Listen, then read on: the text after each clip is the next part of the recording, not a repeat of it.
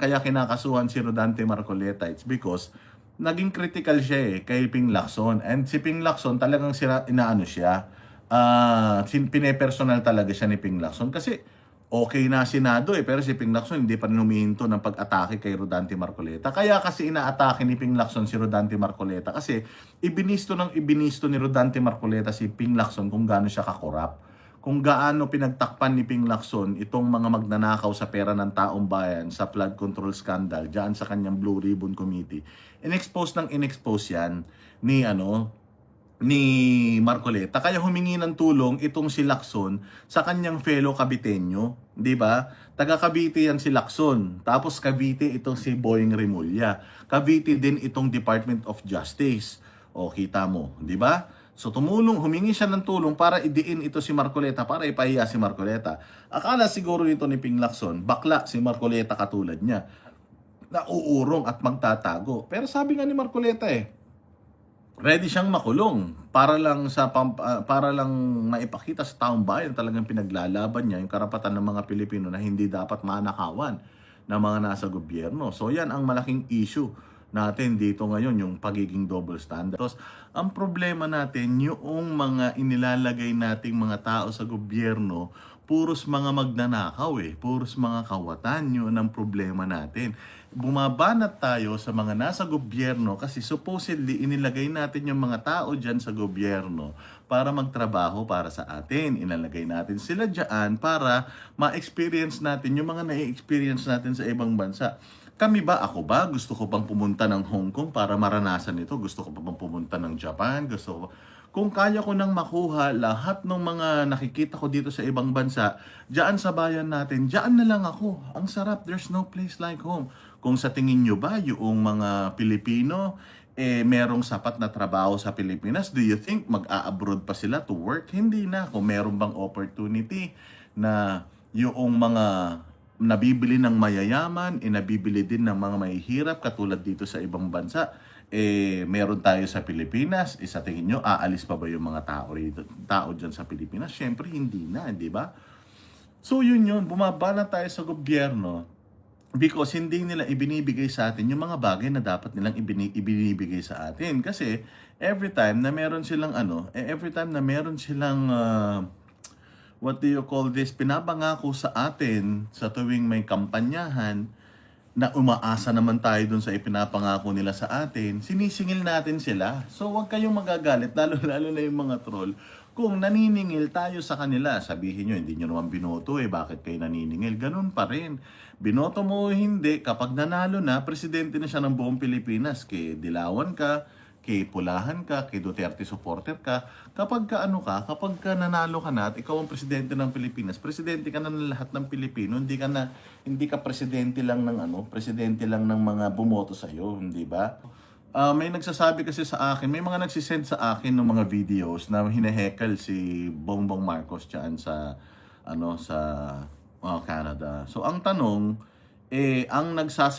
yung mga nag-hekel ba sa kanya, mga aktivista ba yun? O yung mga Pilipino katulad nung mga nagpunta sa Amerika at saka dyan sa Japan? Kasi nung nagpunta si Bongbong dyan sa Japan, yung mga sumisigaw sa Japan, talagang yung mga Pilipino, yung mga OFW talaga. Kasi walang komunista dyan sa Japan Pero dyan sa Canada, marami kasing may mga grupo. Just saw it in the Reels of Filipino Canada. Yes. Ayun nga yung tanong ko kung yung mga nagsasalita ba na ganyan, mga corn beef ba yan o mga Pilipino? Kasi kung corn beef yan, walang kwenta yan. Putang ina, sila rin yan, magkakakampi rin yan so malabo yan. Pero kung ang nandoon yung mga talagang Pilipino, katulad ng mga nasa Japan, di ba nagpunta si Bongbong sa Japan, nagmukhang tanga siya doon dahil talagang hinabol siya ng mga Pilipino, yung convoy niya, nakakahiya pa naman dahil nire-respeto pa naman ng mga Hapones. Felicitas Soberano, salamat po. Mabuhay ka dyan sa Amerika. God bless you. At saka nagpunta siya sa New York, hati halo. Merong mga makakaliwa and at the same time meron yung mga maisog na mga Pilipino na nagpunta dyan. Di ba? So, yun ang di natin alam. But then again, nakakahiya pa rin yun. Hindi ko nga maintindihan yung Prime Minister ng Canada. Bakit mo pa i-accommodate yung isang leader na alam naman ng buong mundo na kapatid na mismo nagsabi na adik at saka magnanakaw yan, hindi ba? So, ewan ko lang, siguro politika, but then again, baka pag nakatalikod, sabi nga nila, meron nga ako nakitang post sa Facebook, hindi ba? Sabi nga nung post sa Facebook, dati nagpadala ang Canada ng basura sa atin. Ngayon naman, ibinalik na natin yung basura sa kanila. Kasi ibinalik na si Bongbong Marcos, which is basura. Alam nyo, pwedeng i-control ng Marcos administration yung kanilang comment section. Pwede nilang patayin yung comment section. Pero mga bossing, grabe doon mismo sa Facebook page ng Prime Minister ng Canada. Oo, ayan si Bongbong dyan sa Canada. Oo. Wala namang nagmumukhang tanga lang yan dyan. Yung basura natin, itinapon natin. Yun nga, tinitingnan ko yung comment section doon sa sa Facebook nung Prime Minister nila. Grabe. Talagang dinagsa. Sinabi na sayo na 'yan. Iano niyo na si Bongbong. Wag niyo nang iuwi sa inyo na 'yan. Total naman inaasikaso niyo sa inyo na 'yan. Pero ayun medyo parang may dati kasi nagkaroon ng boycott na nangyari diyan sa McDonald's, tandaan niyo. Nung si Vice Ganda bumibira sa mga Duterte, tapos siya ang endorser ng McDonald's. Tapos if I'm not mistaken, talagang medyo nag-dip yung sales ng McDonald's dahil doon. At ngayon naman Jollibee, bumisita kasi diyan sa Jollibee yung basurang presidente natin, yung pinakawalang kwentang presidente natin. Nagpunta diyan sa Jollibee, and yun nga, naglalakad siya, minumura siya ng mga tao. Shame on you, shame on you. Hindi ko alam kung naiintindihan niya yung shame on you pero shame on you, pero tumitingin siya, nakangiti pa siya. Parang hindi talaga tinatablan nito si Bongbong ng ng hiya, no? Wala talaga siyang hiya na kahit na anong sabihin mo sa kanya, kahit na anong sigaw mo sa kanya, kahit pagmumurahin mo sa kanya siya, wala siyang pakialam kasi nga nanalo na siya. Oo, at saka pa-exit na siya so wala na siyang pakialam. Just the rally not effective, maybe some effects, but best, ewan ko kung anong tinagalog mo, bakit yan ang lumabas siya. Yes, so numb. Oo, talagang wala na siyang pakiramdam. Sabi nila kapag ka-addict daw, ganyan Kapag ka-addict ka, kahit anong sabihin sa'yo, wala ka ng pakialam. Kapag ka-addict ka daw, puging-pugi ka sa sarili mo. Lahat ng ginagawa mo, feeling mo tama. Ganun daw pag-addict. Kaya nakakusahan pa natin na addict siya. Hindi, yung kapatid niya mismo nag-akusa sa kanya. Maniniwala ba ako sa kapatid niya? Oo naman. Mas maniniwala ako sa kapatid niya, syempre, kesa dun sa spokesperson niya na wala namang alam tungkol sa sa pinagdaanan nila, hindi ba? So nakakaya talaga itong mga pag binasa mo talaga yung yung comment ayan, nakalagay doon, King of Corruption, Flood Control Scandal. Tapos pag tinignan mo yung mga tao na nagko-comment doon sa Facebook account or page nung Prime Minister ng Canada, pag tinignan mo, mga totoong tao. Hindi sila katulad ng mga nagko-comment doon sa nagko-comment doon sa ating mga Facebook. Pagka nagla-live tayo sa Facebook, nagko-comment na pagka-check mo yung mga account nila, wala talagang mga pangalan walang mga account, walang mga mga followers. Pero pag tiningnan mo yung mga comment doon sa Prime Minister ng Canada, grabe talaga, mga totoong tao, mga talagang private at personal mga accounts. Nakakatuwa rin kasi yun nga, alis pa ng alis, di ba? Pero yun nga, yun yung sinasabi nila na sa kabila ng nangyayaring gulo dito sa Pilipinas, di ba, may rally ang Iglesia ni Cristo, umalis pa yung presidente natin.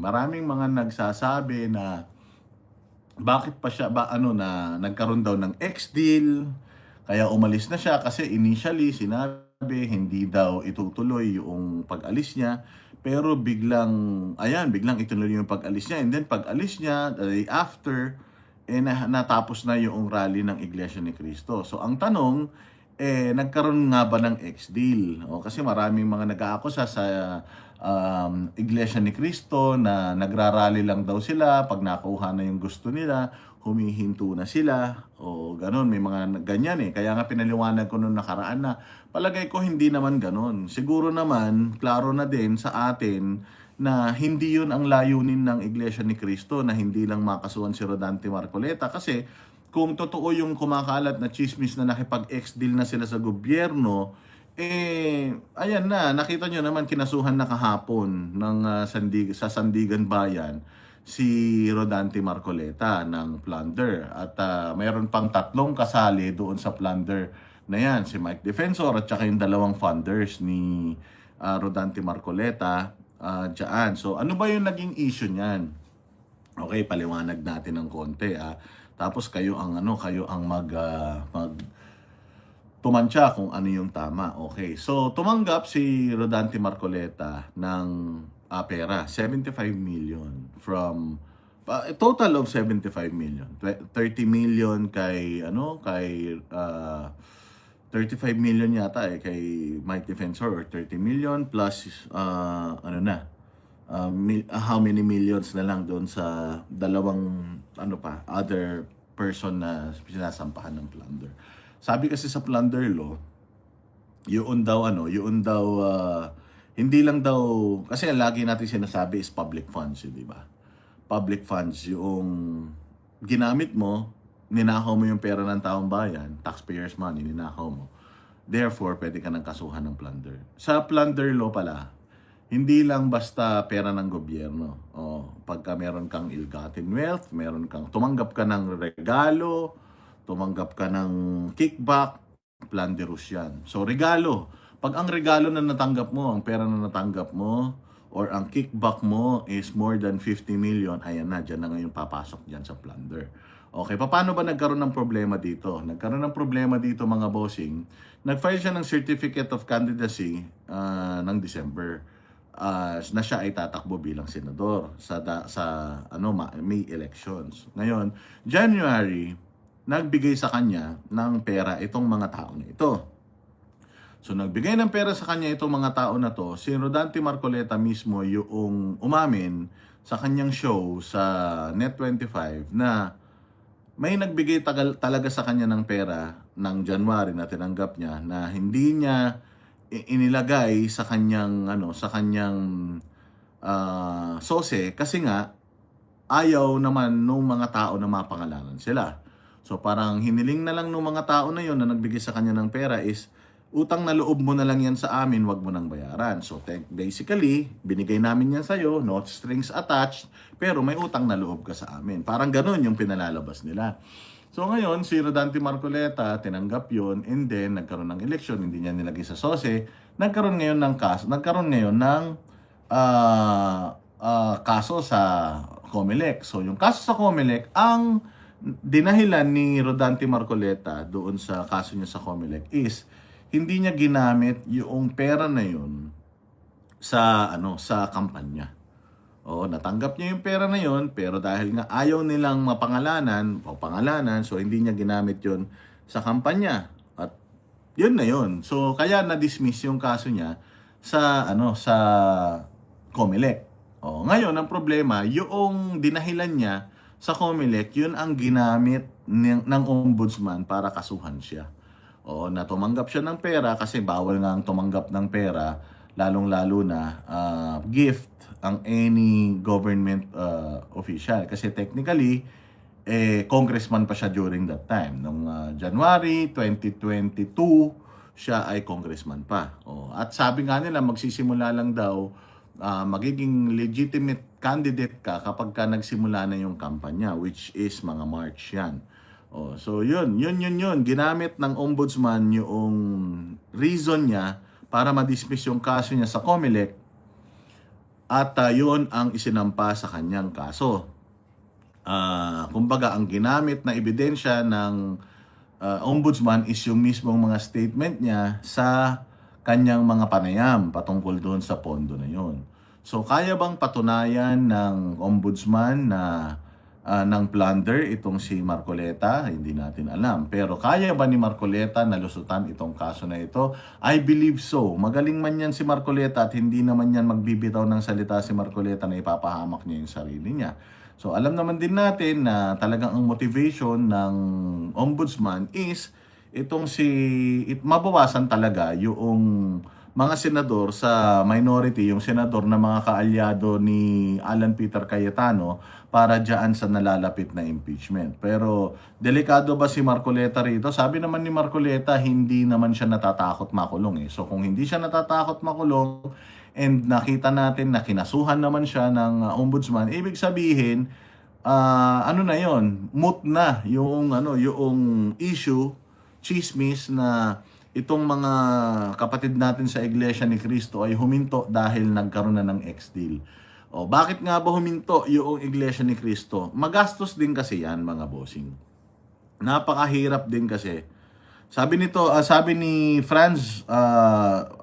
Franzo Madrid, what if it was given voluntarily and not asked for? It's the same thing. Kapag tumanggap ka, if you're a government official, tumanggap ka ng pera, in a form of whatever, gift or whatever, basta hindi mo siya dineclare, ill-gotten wealth daw yun. So, kaso daw yun. So, in the case of Marcoleta, kung ikaw ay congressman, tumanggap ka ng regalo, kasi bawal na bawal talaga yun, yung tumatanggap ka ng, yung tumatanggap ka ng regalo. Kahit daw, lang yan, kahit relo, kasi yan pwedeng abusuhin yan na, halimbawa, yung kickback mo, idadaan na lang as regalo. So, kung legal na tumanggap ang isang politiko ng regalo, ibig sabihin, madali siyang makukurap. Pwede siyang mabili, hindi ba? Yung mga nila, Marcos has heaps of acceptance. Good morning, we are, pa ba yung mga, ninyo? Boss, is Boying's evidence strong? Yan, pag tinanggap yan kasi, ganito, pag tinanggap yan ng Sandigan Bayan, ibig sabihin may probable cause. Kasi pwedeng i-dismiss ng pwedeng i-dismiss ng Sandigan Bayan yung kaso na yan kung walang tawag dito. Kung walang probable cause, i-dismiss yan. But may nakita yung Sandigan Bayan na probable cause, kaya tumuloy. Yun ang problema. Ang problema nito, hindi pa naman, na-raffle na kasi yan na-raffle na siya sa Sandigan Bayan. So, yung Sandigan Bayan, nasa sa kanila na yun, kung mag-i-issue na sila ng warrant of arrest. Kasi nga, ang plunder po kasi is walang walang bail. So, pag nag-issue sila ng warrant of arrest, kailangan mag-adhere ni Rodante Marcoleta. That's if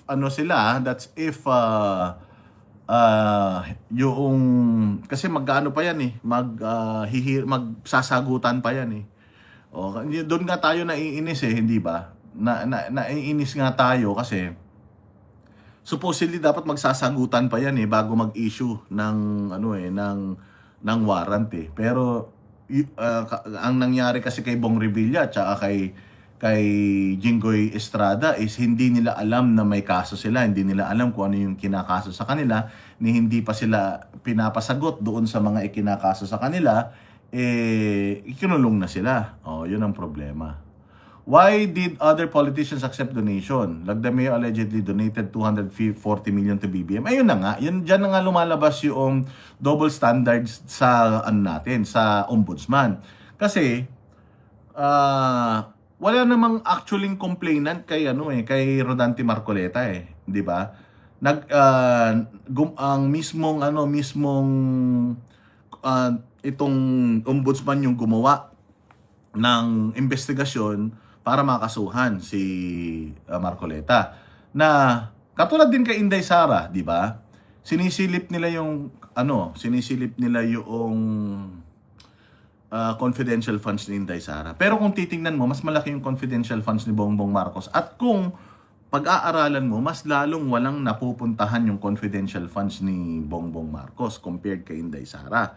'Di ba? Wala talaga. As in, mantaking mo, si John Vic Rimulya, nang hihingi pa siya ng tulong sa mga OFW para lang malocate si Zaldico. O nakita nyo, ang Sandigan Bayan, anong ginawa ng Sandigan Bayan sa kaso ni Zaldico? In-archive na nila yung kaso ni Zaldico. Ibig sabihin, itinago na nila, hindi na gumagalaw, wala nang patutunguhan yung kaso niyo, kaya in-archive. So, ibig sabihin, wala na. Hindi na nila ipupursue si Zaldico. Kumbaga, si Zaldico, kapag umuwi na lang siya sa Pilipinas, doon na lang siya huhulihin kasi meron siyang pending na kaso rito. Pero yung itatrabahuhin pa ba siya? Hahanapin pa ba siya? Hahuntingin pa ba siya? Hindi na. Bakit? Kasi nga yung ombudsman ay yung Sandigan Bayan, in-archive na yung kanyang kaso eh. So mabalik tayo doon sa mga tumatanggap ng mga politiko ng gift katulad ni Bongbong Marcos na tumanggap kay Lagdameo. Yun talaga ang pangit kasi tumanggap siya ng 240 million kay Lagdameo tapos naging cabinet secretary naging special assistant to the president si Lagdameo. Si Mel Robles na kaibigan din nila, nagbigay din ng 50 million yata. Tapos biglang naging secretary ng PCSO or basta napunta siya sa PCSO. Si Laurel Tiu na nasa Department of Agrarian Reform or DAR, Department of Agriculture pala, DA. Nagbigay din sa kanya ng donasyon tapos ayan na.